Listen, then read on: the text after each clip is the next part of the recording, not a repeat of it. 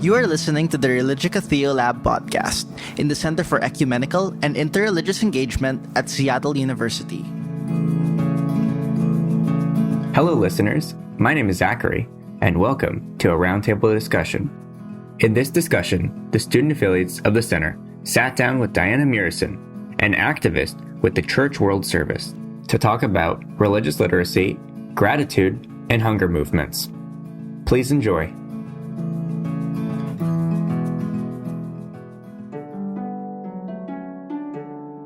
Hello, everyone.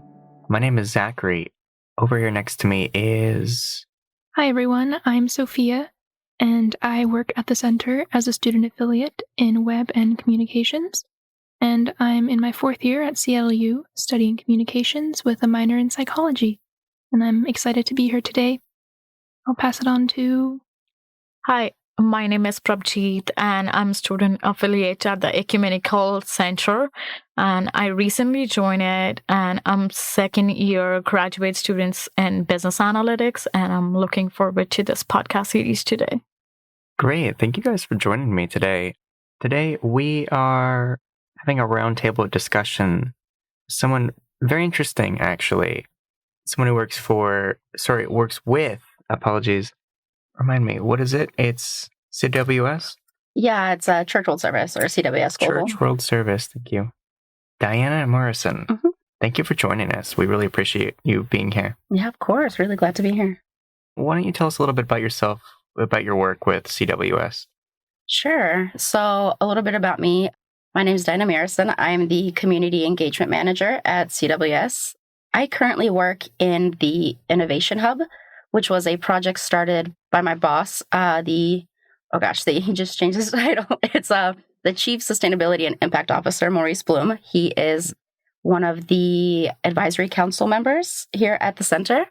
And so we also have an advisory board for what we do, and Michael Trice, who is your executive director, or the guy in charge. He also is on our board. And so I've had the privilege of working with him a little bit. But yeah, so I work in the Innovation Hub at CWS. And what that is about 10 years ago, Maurice realized, I work at an NGO, and a lot of times, a lot of NGOs aren't fully sustainable in the long run because a lot of our donors, a lot of our volunteers are over the age of 60. They're very religious based. And so we realized that younger people are not engaging with us. And so we set out on a journey to try to research and test out new ways of engaging with more diverse audiences. And so that's how the Innovation Hub came to be. And so we host a lot of projects. We try to build a lot of networks and connections to try to figure out how to get younger people and more diverse audiences to engage with us. Wow, that's really fascinating. Thank you for that. So today we are going to have a roundtable discussion about value in religious literacy. So the first thing I'd like to, bring to the floor, in terms of your personal values, Diana, what do you believe gratitude means? That is a great question. I think for me personally, gratitude is just trying to be accepting of the things that I have and the slot in life that I have. Because I know a lot of times I tend to not be grateful for the things that I have, or I try to put it in perspective of, people in the other parts of the world don't have this and they don't have that, so I should be grateful. But it's more than that. It shouldn't be comparing our needs, or it shouldn't be comparing the things that we should be grateful for, saying, I have more than this person, so that should be better. But we all have things in our lives that are good, and we all have things in our lives that are bad. So for me, it's just being grateful for the things, just the things in my life. How do you use gratitude with your work in reforming hunger movements? Yeah, so I got into this field.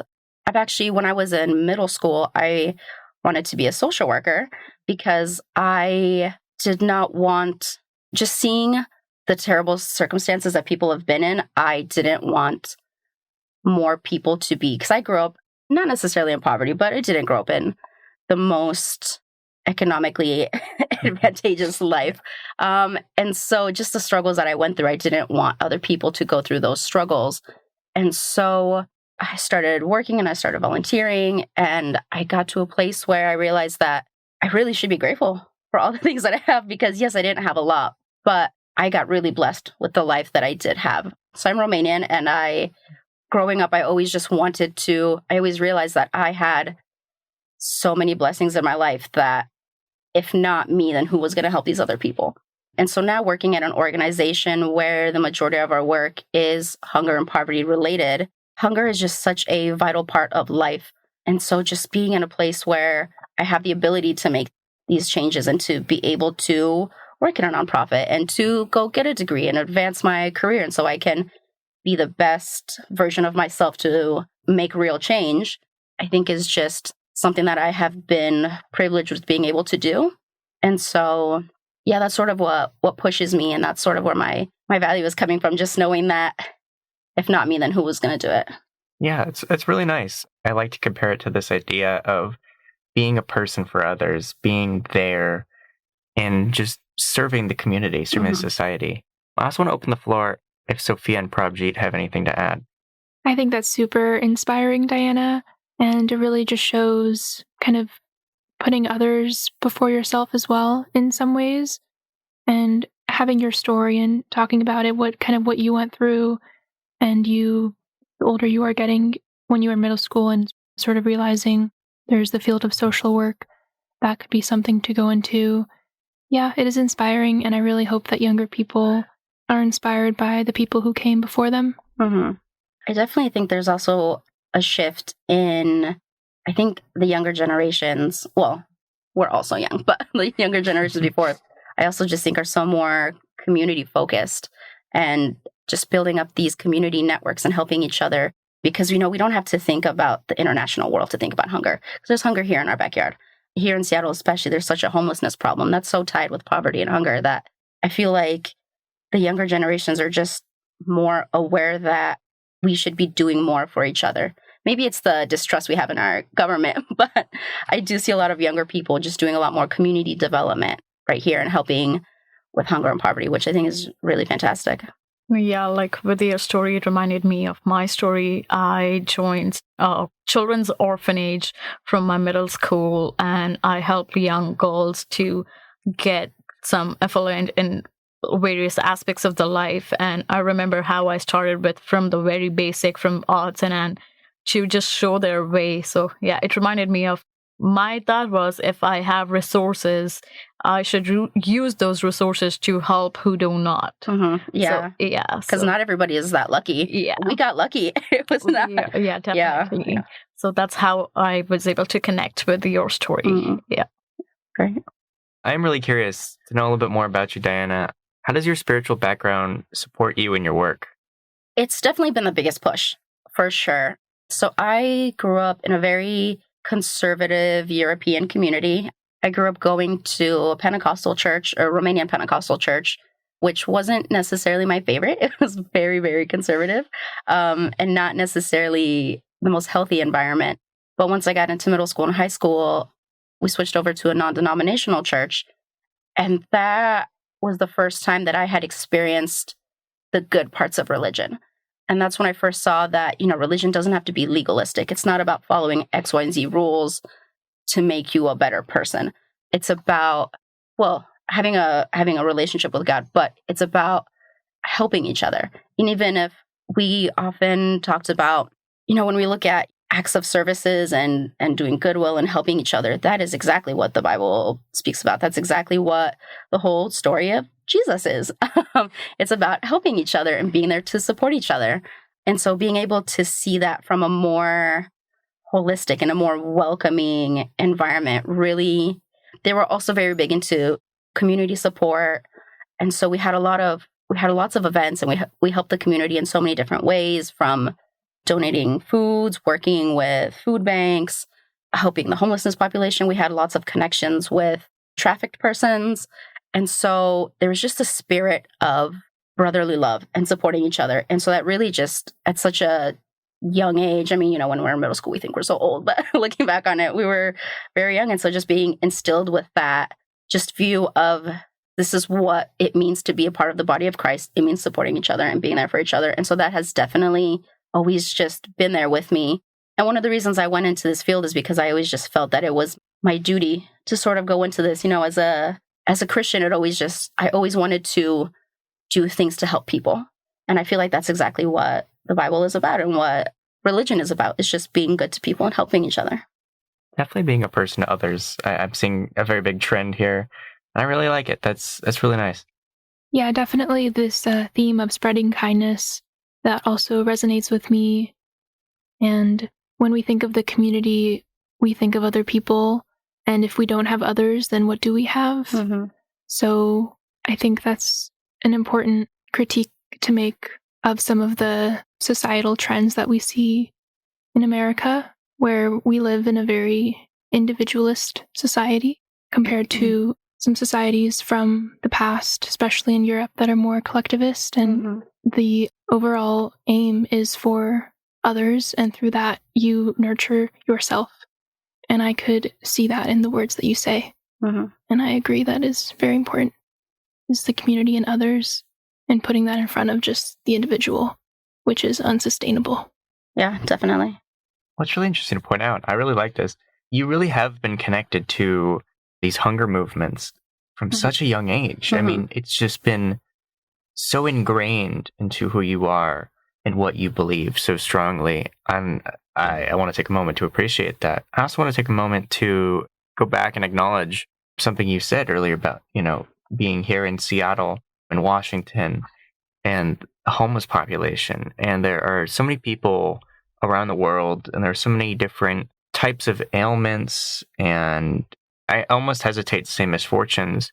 There are so many levels of people in the world, and it means so much just to be there and be there for them, to give your time, to give your charity, to give your kindness. So thank you, truly. So it does kind of bring me to this idea of religious literacy. Anyone here have any ideas what religious literacy means to them? I would love a definition. I know a few buzzwords I think of are culture and values. There's all sorts of religions out there, and there's different ways to interpret them and to learn about them. So I also wonder if there's a good way of defining it as sort of an arc of religion over our histories.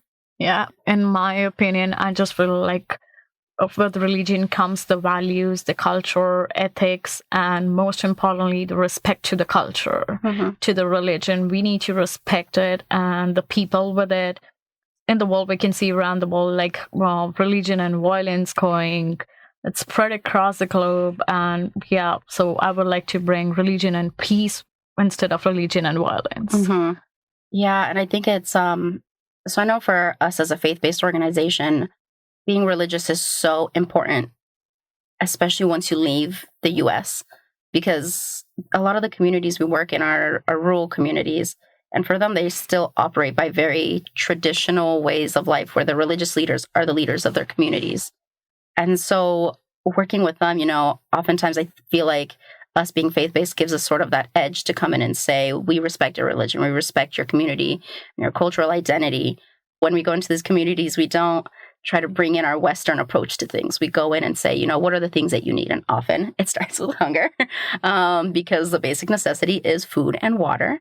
And so we try to make sure that whatever programs we're doing, however we're trying to benefit them, is still maintaining their cultural identity and their religious identity and keeping them and us just operating through the systems that they have. Yeah, it's really fascinating that you bring that up. What I really see written under the rocks is this idea and principle of respect, respecting culture and identity especially. There are two concepts that come to mind: literacy of religion and religious literacy, and those are very different things. Religious literacy, to me at least, is this idea of understanding, knowing more. And this question pops in my head. When do you know that you know enough about a certain thing? Oh, nobody ever knows anything. I don't think we ever know enough. Right, like you get degrees in school. Yeah. I'm going for my bachelor's. I know, Prabjeet, you're going for your master's. But do these degrees define how much we know about a certain topic? Do these degrees define how much we know personally about the world, about others? I mean, I think they do and they don't. I mean, it definitely yes, learning and educating, and especially in the religious sense, once you get these degrees, you do have a sort of, what's the word I'm trying to use? I don't want to say authority, but you are just a person of more knowledge. But that knowledge you always have to grow that knowledge. And it's the same with religious literacy. I don't think we ever are going to get to a point where we know everything about religion. I don't think there's ever a point where we're going to know everything about a certain topic, because there's just religion in different contexts is very different. Religion as it was 10 years ago compared to 10 years from now is very, very different. And so although we can become experts in our fields and these things, and, we can study the religious texts and the faith-based communities and what they have to offer, looking at the intersectionality of faith and all these other aspects of life, I feel like knowledge is just continuously moving. It's not something that we're ever going to I don't think it's something we can ever reach, just fully knowing everything, which is unfortunate. Yeah, that's a really great way to put it. I feel like your own personal knowledge, it always kind of ebbs and flows, and you could be a lifelong learner, and that's so great in so many ways. At the same time, what do you do with that? Do you share your knowledge? Are you learning in other ways? Because academia can be very strict in its teachings, but when you can kind of go outside of that and learn from your loved ones and maybe your elders and those who are wise, that also is a whole different school of knowledge and learning that we should all be more aware of. Absolutely. I do have a question for you guys. So for me, spirituality is very much ingrained in the work that I want to do. How much for you guys is spirituality and religion something that does that make you more or less interested in trying to do good in the world? And is that something that pushes you guys to do that? If that makes sense, what I'm asking. Mm-hmm. So, for me, I just think, if I'm resourceful and I am from Sikh religion, so you must be knowing by now, from Sikh religion, they are there to help with anything and everybody, and no matter what the circumstances are, no matter what your religion is, no matter what your cultural identity is. So that kind of pushes me, since I'm from that religion, so that pushes me to work for the people. Mm-hmm. Since I think if I am today, I am by the people. So I want to do something for my people, for the people out there. So I started in my high school, as I mentioned earlier, I started with orphan kids who I think they don't have resources. So I really wanted to help them. We started from basics, and now I'm happy to help. Even till now, I am associated with them, and we are still in touch. We talk, we build every day. So whatever knowledge I get, I pass on to them.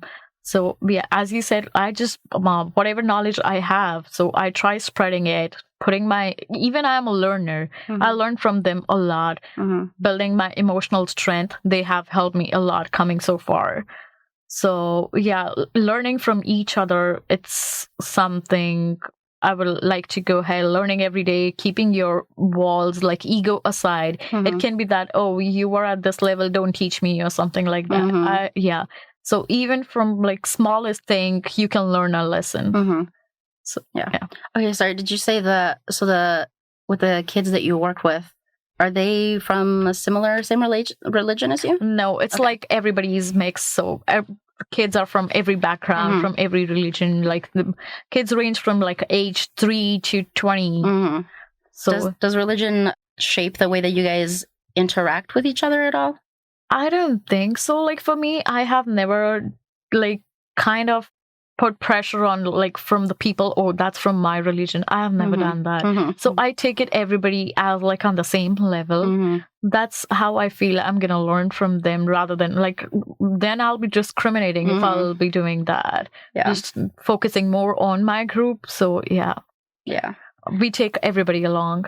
Yeah, I know there's definitely this is one thing we are trying to research at the Innovation Hub, is how impactful spirituality is on your desire to do good and your ability to do so. And if it's something that pushes you or if it doesn't. And the younger generations, it's not necessarily it's not as big of a pusher as it was for the older generations who, did good because it was our jobs as good Christians to do these things.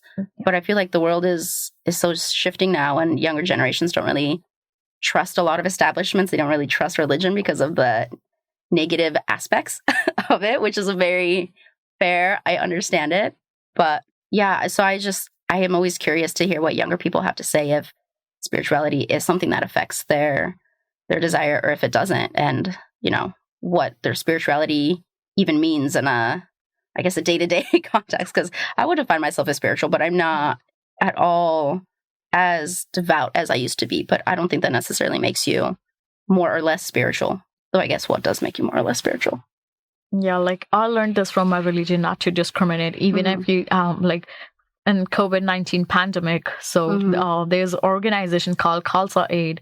So they help with each and everything from the necessity to arranging the hospital to arranging the oxygen, everything. But they didn't discriminate on the basis, that's from my religion, that's going to go first. No, everybody is in the same line.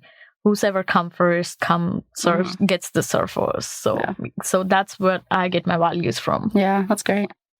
I guess I can chime in. So to start, I will say I can't confidently say that my sense of spirituality does push me in my day-to-day life. I think my personal religion / spirituality / philosophy is something that I'm still discovering and learning for myself. And I value other people so much, and I can learn from that, and that's also so inspiring. I am Armenian, and in Armenia, so I was actually baptized in Armenia, and Armenia is one of the first nations to declare Christianity as their state religion. So they are very rooted in Orthodox Christianity, and my extended family and my relatives are quite devout, but my immediate family, so my parents, it was never really practiced too much growing up. And when I got to an age, probably in middle school, it was something that I sort of had a choice if I wanted to practice. And I think that freedom I've carried through with it until right now when I'm in college.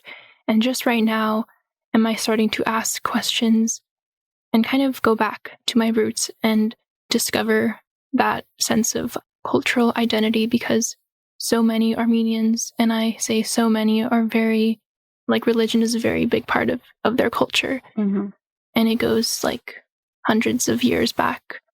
So it's really great that you said, you had the choice of if you wanted to continue with the religion that you grew up in, which I think is so important. Yes, I do too. Because I know so many of my friends who are now atheists who didn't feel they had that choice, and it just made them turn away. And so I love that, you're now getting to a place where you're able to more freely figure out what it is that you want out of your spiritual self and where you sort of align the most with, which I think is really fantastic. And going back to the religious literacy, I don't know if we ever fully, some people claim that they have spiritually awakened and have figured it out, but I don't know how. I don't believe them. I think we're always trying to figure things out. If the world was perfect, it wouldn't be. Yeah. Oh, that is really interesting. My grandparents are actually from Romania. Oh, really? Yeah, which is really nice. They immigrated a couple decades ago.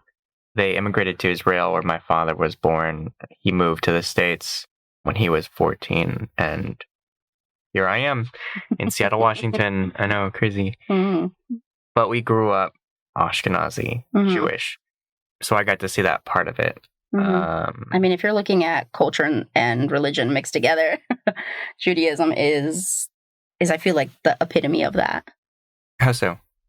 Because to be Jewish is more than just a religion, it's a culture. And so I have a lot of Jewish friends, and because I live in New York right now, and you don't necessarily need to be religious to be Jewish. And so it's just, they have such a deep connection of culture and religion with them you do see that in a lot of other countries, like you said, in Armenia. And I know for me, we also grew up religion and culture very tied together. But when you're Jewish, I feel like it just is a whole other level. Or maybe you can speak more to that, because I'm obviously not Jewish.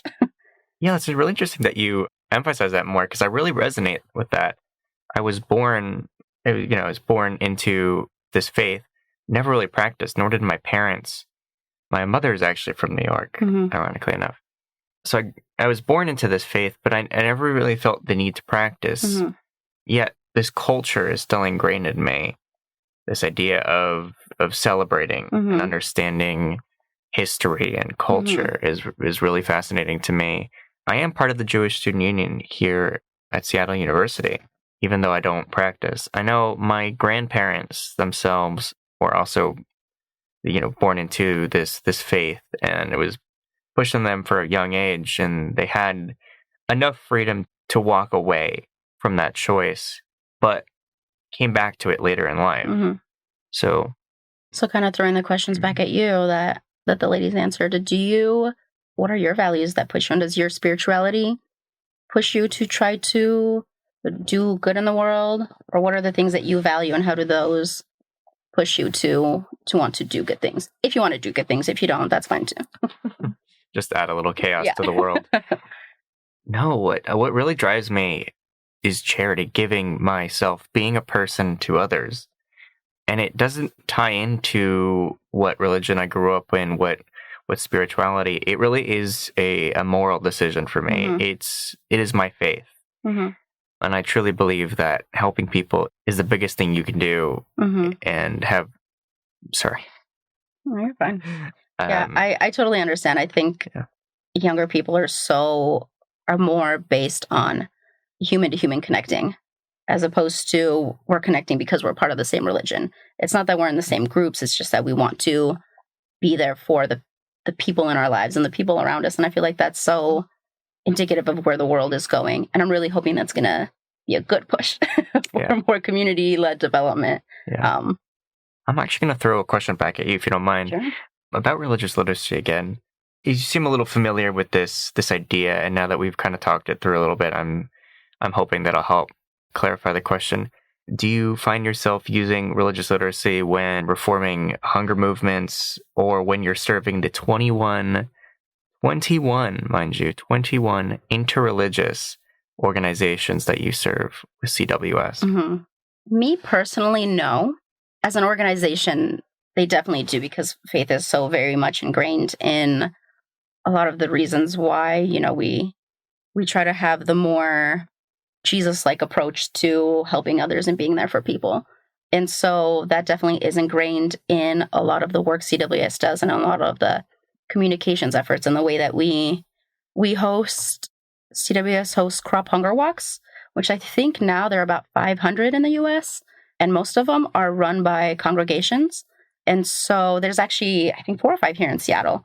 There's one on Sunday that I will actually be attending, but so spiritual literacy is definitely a big push in that, and sort of the way that we communicate the work that we're doing here locally, and like I mentioned, in other parts of the world. But for me, I don't necessarily do that. Yeah, I don't necessarily think that I think that for some people that is a really effective tactic, but I'm not sure. So one of the things I'm trying to figure out is how, I don't think I'm going to phrase this the right way, but I'm trying to figure out if religion and spirituality scare off the younger generations. So if I were to, in whatever projects that we do, if we try to communicate it in a more spiritually led, not spiritually led discussion, but in a more spiritually led way in some of the events that we do, or in the way that we do our social media efforts, that's one of the things we're trying to figure out, if that's something that young people can relate to, and if that's something that will scare them off or not, because there are a lot of people who don't like working with faith-based organizations, a lot of younger people, because they hear the word church and they're like, oh no, we don't like what the church stands for. We don't like, because they often are a part of marginalized groups that the church has turned their back on a lot of times. And this is not always. This is, of course, there are lots of welcoming environments out there, but a lot of times they have turned their back on them. And so applying that religious literacy, I don't know if is always necessarily the best way. And I also don't want to say that. Actually, one thing you mentioned, that you were saying how your morality is something that pushes you. One thing that I've had to unlearn, that I heard a lot growing up, is that that only religious people were moral, which I think is just so silly and not effective, because we see that, you can be a religious person and be a bad person. You can be a non-religious person and be a good person. And so, so say for me, it's more about morality in general than it is about, I guess, quote unquote, religious morality, if you will. I completely agree with you. Sometimes those labels can be a lot for younger people, and they can tend to have preconceived notions of them. Mm-hmm. So, as an example, a few months ago, I was reached out by a group in Seattle called ACYO, and they're the Armenian Church Youth Organization. And when I first saw their name, I was like, oh, church, I don't know about that, just because this is sort of before I was more open to finding my own roots, how I talked about earlier. But I can relate with you when you mentioned that we're noticing this trend within younger people. But I went to one of their social events, and this event was a bonfire, getting to know other people of this group. And religion and spirituality was mentioned, but in a very consumable way that wasn't the head of the entire event. Mm-hmm. And if anything, it was more of a social event. So it was a way to know other members in the Seattle community who are Armenian. Mm-hmm. And that was the first event that I met more than one Armenian since living here in 4 years. So that was really huge for me. And now I feel like I have like a tight-knit community. Mm-hmm. If I judged and if I saw church organization where I haven't practiced religion in years and I decided not to go to an event, then I think I definitely would have been missing out on the great time that I had. Yeah. So I guess for me, it was a social event. It was fun. There was a fun activity for the bonfire. So I think those kinds of ways are good ways for getting at younger people. Mm-hmm. Even though they're called Armenian Church Youth Org, it's so important not to judge them by whatever notions that we have about this buzzword church, which could really bring up just so much within each person. Because there's definitely a lot of traumas around church. I will say that, especially with a lot of younger people. So, I mean, that's a great story. I'm really glad that you were able to be like, well, you know what, let me give them a chance. Let me see what it's about. Me too. Yeah, because I, something that you mentioned about going there and finally being able to connect with other Armenians and other people who are maybe a little more like-minded than you and have some more similar experiences, I think is such a great opportunity. And I'm really glad that you got that. Thanks. Yeah, like talking about the younger generation or talking about myself. Yeah, that's us. Yeah, So, yeah, I just make a point where even like, how busy our lives are, we really don't get time for anything. But I do make sure that at least once in a week, I visit temple to seek the blessings and to thank God that whatever he has given, I'm really grateful to it. So I just make a point myself that, okay, if I'm even getting like 10 minutes, I can take like 10 minutes out of my busy schedule. I do make sure I go and seek blessings. Yeah. Great. And that's really interesting what you bring up, Sophia, because I know personally myself, it's really hard to find an organization like that or a faith-based group that you feel that is more social than it is religious or faith-based. When I know I've had a few experiences where it really is just 50-50, where it kind of gets pushed upon you and it makes you really nervous. And that's what you were saying, Diana, that trauma coming from certain religious groups. And then some are just really nice and social, and you understand that religion is just a culture. It's just an opportunity to find people in a society, which is really nice. Yeah, people who think and feel similarly to you that you can connect with and use to help support each other is definitely something that's really, really important. And I think that is one good thing that not faith-based organizations like churches and faith-based community groups and that kind of stuff, I feel like there is so much support and welcome in a lot of these that you don't necessarily find in a lot of other places. Yeah. I want to back the train up a little bit to the last station. We were talking a little bit about morality and religious morality in, just giving yourself. I was reading the CWS website, and it had quite a few facts that absolutely shocked me. For example, it says, well, let's all cry together. Yeah, let's all cry together. I already cried once, so might as well cry again. 805 million people go to bed hungry, and 2 billion don't know where their next meal will come from. And those numbers are only growing. I'm pretty sure those numbers are outdated. Yeah, because I remember about 5 years ago, it was 750 million. And then a few years ago, it went up to 805. And I think those were pre-COVID numbers, which is astounding. I believe these numbers are actually from 2019, which is really scary. Speaking of which, does this kind of statistic overwhelm you in your mission, in your, I hesitate to call it mission. Yeah. Do these statistics overwhelm you and the goals you've set for yourself? For me personally, yes and no. Yes, it is overwhelming.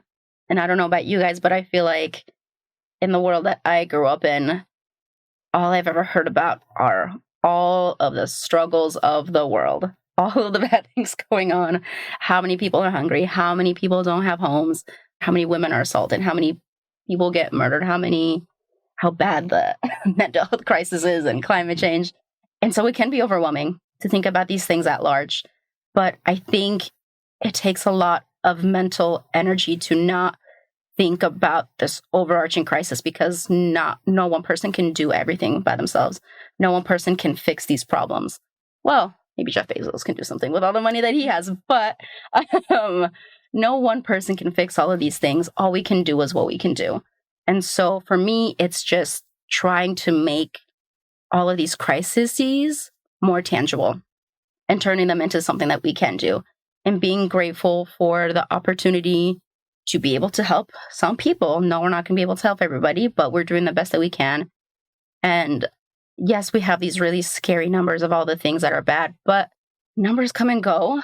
I think we're shifting to a place where we are more people are wanting to do good. And I feel like focusing on how bad the problem is only makes it feel less attainable. So all you can do is just hope that the work that you're doing will make somebody's life better, and hoping that you can encourage other people to do other good things. And hopefully us as a collective human race can try to just make the world a little bit better. Yeah, all we can do is a little bit, and hopefully together we can do a lot. So it is overwhelming, but you just have to make it attainable. Make the effort that you can do attainable. Definitely. One thing that comes to my mind is checking in on oneself capacity and knowing, some days you might have more mental energy to take in everything going on in the world and take in your own individual tasks that you have for that week for your greater mission. And then other days, things are just too heavy and you just need to take a step back, and that's totally okay, and normalizing that. Absolutely. One thing I always heard growing up in the church that I came from was that there were a couple of things you say, that you can't lay empty hands on another person, or you can't fill someone else's cup if your cup is empty. And so there was a lot of that. That sort of was just ingrained in me. Not that I have taken it upon myself to not prioritize myself, but yeah, that definitely does resonate, because I feel like we cannot be effective in solving other people's issues if we cannot solve our own, and if we can't take care of ourselves, because we're just not going to be as effective as we can be, which is unfortunate. I mean, we're going to do the best we can, but we definitely need to prioritize ourselves. And like you said, make sure that we're giving ourselves time to rest. You can't solve every issue every single day. So it's just, that's it. I don't know what else I was going to say. Yeah. If you allow me, I would really want you to ask you, how this has shaped your life, since you're associated with this organization for so long now, and you have been working on social issues since your middle school. So how this has shaped your life? That's a great question. I don't know. I think as always, it was just, I want to say that it hasn't necessarily shaped my life, that it is just what my life is. It just feels like something that has always been a part of me. So working at this organization never felt like an extension. Well, I guess it was just an extension of all of the values that were instilled in me as a younger person. So it was always just sort of a way for me to express all of my values, if that makes sense. Yeah. So it's always been just an outlet for that. Yeah. I don't know if that answers your question or not. I want to commend you for all of your work, Diana. I mean, it's absolutely brilliant. Working with nonprofit organizations is just so respectful and so respectable. I really appreciate all the work you do. I'm going to bring another statistic to the table. One, hopefully, that I think is a little bit happier. Great. So it's also stated in the CWS website, Church World Service, that reducing food waste could save us $155 to $405 billion. That's a billion with a B. Dollars a year by 2030. What projects have you been a part of at CWS so far that have attributed to this growing number? Me personally, I haven't been, because the work that I do is a little bit separate from the programmatic work that we do. But I will say that for CWS, food waste really just falls under the umbrella of, what is it, food and nutrition.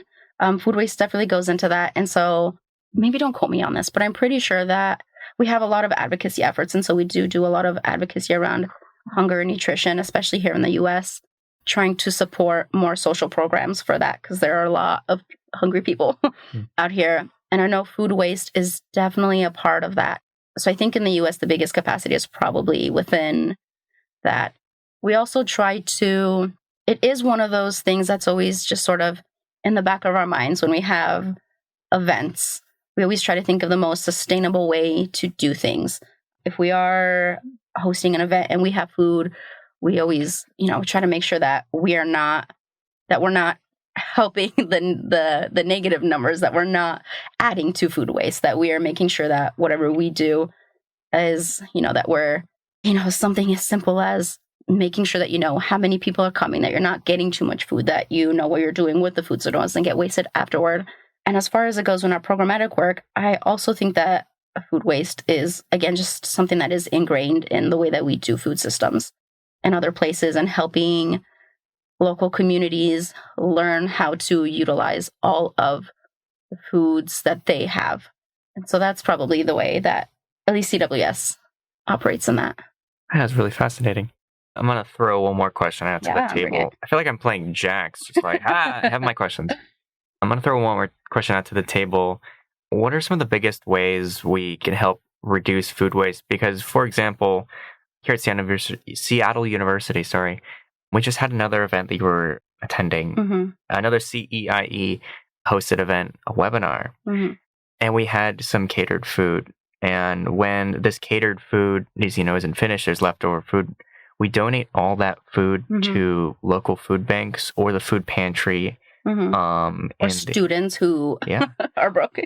Well, that's what the food pantry is. In the Office of Multicultural Affairs, it's a space to host food, and you can just walk in, no questions asked. Fantastic. So, sorry, I kind of danced around my own question there, doing the salsa. What are some of the biggest ways we can reduce food waste? I would love to hear what other people have to say, because I can name off like 1,000 things. So, how I go about it is, whenever I take a plate, so I just make sure whatever it's in my plate, I gotta finish it and I don't waste it. So I just take it quantity which I know, which I'll be able to finish, rather than just throwing it into the dustbin. So that's one. This is something which I practice. Yeah, I hope there are many other ways to stop the wastage and just feed the people who are out there, doesn't know from where the next meal is coming from. Yeah, well, even with making sure that you're making portions that you're not making too much food that's going to get wasted. I mean, the first step to that is just smarter shopping habits and making sure that you're not buying more food than you're going to use within whatever time you have. And I know I see this on Instagram Reels all the time, where people are like, oh yeah, when I was feeling healthy, I bought all these vegetables and now they're just dying and rotting in my fridge because I decided to eat out and eat junk food. And I'm like, that's food waste. I was like, just don't buy the vegetables then. But yeah, we can surely set a planner or something. We need to plan ahead before buying stuff. Yeah, definitely. It takes a lot of consciousness and a lot of self-awareness, self-discipline. Yeah, definitely. Yeah, I completely agree. I currently live on my own, and so it is tricky buying food for myself sometimes. Definitely. Because sometimes I'll see this will be a good deal if I buy a bigger bag of potatoes versus buying just two. Yeah. But then... And kale bunches are just... And they're so big. They're huge. Yeah. That's so true. So being smart about it, having self-discipline, even if it feels like eating out, but you know that you have food that's going to be perishable, is just... eating that, and then the next day, okay, I can go shopping or I can eat out. Mm-hmm. And composting. We have compost bins all around SU, and we have them in our dorm and apartment building. So I compost peels and like things that I do feel a little better about throwing away. If they're not in the garbage, I'll compost them. Yeah. Yeah, I grew up in Portland, and so I'm very familiar with yes. The Portland. West Coast is just so much better at composting and recycling. Because now that I live in New York, I mean, we barely have a recycling, and composting is not an easy thing. I had someone who worked for a nonprofit that went around bringing compost trash cans to people, and it is just so difficult to even get people out there to try to do it. And I mean, if you're talking about reducing food waste, that's a great way, because if we're going to have the food waste, we have to do something with it. But yeah, to sort of add on to the things you guys were saying, these are definitely things that I think about when I think about reducing food waste. But my mind also goes to the way that companies can do it, and like restaurants. And I know there are a lot of organizations that will go to restaurants or to grocery stores and pick up things that are expiring and bring them to food banks. And so I feel like investing more into those is definitely going to help sort of reduce, because most of the waste comes from restaurants and grocery stores that just get food that goes expired because people just didn't get it. And bakeries. Yeah, that's a good one. They can give it to me, like I'll take it. So one additional thing is there's a lot of food waste. The majority of it, I would say, comes from just poor food systems. Chain supply issues. That's what I'm trying to get at. Because a lot of times there are not effective food chain supply systems in place to get food from farms and bringing them to whatever distribution centers, to wherever. I don't know how the food supply chain system goes, but I know that there's a lot of waste in farming. Yeah, and so just figuring out how to better make use of these. So just creating better systems to make sure that wherever food waste is coming from, that there are sustainable ways to bring it to a place where food won't be wasted. Yeah, that was a thought. What are your thoughts? My thoughts? I have a lot of thoughts. Great, let's hear 'em. It would probably take another hour and a half. Just That'll to be get for the through next my roundtable. Oh, yes. Oh, God, we'd love to have you back. Thank you so much for coming out anyways. Yeah, of course. I know that in my spare time, probably after this or on another occasion, I'll talk your ear off about all my thoughts about composting and reducing waste. I'm from the Bay Area, California, so it's been that's my religion right there, is reducing and recycling our footprint on the world. So thank you so much. Are there any other additional comments, questions around the table? I will just say thank you so much for sharing your insight and inspiring us, and I felt very moved by our conversation. Yeah, I completely agree with Sophia. So, yeah, thank you. No, thank you guys for making the time to meet with me. That's definitely been great for me too.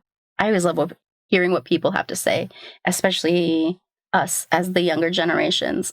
It definitely is motivating to meet with other like-minded young people who are working in so many different aspects of their life to try to make the world a little bit better. And so it's it's just very encouraging to hear it. And I know it's tough, like you said. It definitely is a difficult thing, but we're all here to support each other, and that's all we can do. Absolutely. Thank you, Prabjeet, and thank you, Sophia, for being here and joining me especially. I know this was just such an incredible experience. Diane, is there anything you want to promote while you're here? Funny, you should ask. Yes, actually. So my boss, Maurice Bloom, every year for the past 11 years, he does this event called the 100-Mile Hunger Walk. And it came out of when he moved to the U.S., he was so inspired by the volunteerism of the U.S. because he grew up in the Netherlands, and their volunteerism is not necessarily a thing, or not. It's not the same way that we do it in the U.S. because here volunteering is just so ingrained, and even when you're in high school, you have to volunteer to put on your resume. And so he came here and was inspired by it. Our crop hunger walks that I mentioned earlier are all volunteer run. and they bring in millions and millions of dollars. I think it's like $8 million or something like that. Wow. Maybe it's a little less because I know during COVID they got hit a little hard, but it's still up there. And so he, as the second in command of this organization, wanted to put his feet where his heart was. And so 11 years ago, he started walking 100 miles in a week through our crop communities to raise funds, awareness for hunger, poverty, and just creating a more just world. And so this year, we're actually going to be in Seattle. We will be hosting this event, I believe, October 30th through November 5th. And I'm definitely going to be reaching out to you guys again to see if the students want to come out and do anything with him. He walks about 15, 20 miles a day, and we might have one of the days be here at Seattle University. So you'll just see a man just walking around in circles. So if anybody is out here, whatever day we were here, we will be sure to promote it more once we know a little bit more information. But yeah, it's going to be exciting, and hopefully we can get a lot of students to come out and talk to him. He is a wealth of knowledge and experience, and would be great to hear, for you guys to hear what he has to say and for him to hear what you guys have to say, because we are the future, right? Yeah. Yeah, that is so cool. I know that we featured him in our CEIE September newsletter, and we highlighted his 100-mile walk. Yeah. So in October, when he comes to Seattle, that would be something really cool. And I think SU community would be very behind that. Yeah, I'm excited for it. It's going to be great. And we're going to bring lots of CWS swag. So if you want a t-shirt, we got them. Absolutely. Give our thanks and, give our thanks to you. Give Maurice our luck. I mean, 100 miles in a week is insane. Yeah, it is. I don't know. I've done it. This is the 8th time I've done it with him. And by done it, I mean I ride in the car, trailing behind him while he walks. Like the Secret Service. Yeah. It's very exhausting. I don't know how he's managed to do it for 11 years, but I will send him all of the good wishes. Wow. Thank you so much for coming. This has been our roundtable discussion here at the Center for Ecumenical and Interreligious Engagement. My name is Zachary. Thank you for coming by and listening. Thanks for having me. It's been great. Yeah, thank you for chatting. You've been listening to the Religica Theolab podcast in the Center for Ecumenical and Interreligious Engagement at Seattle University. To learn more about the center's work and for resources to be used in local communities, visit us at seattleu.edu/thecenter.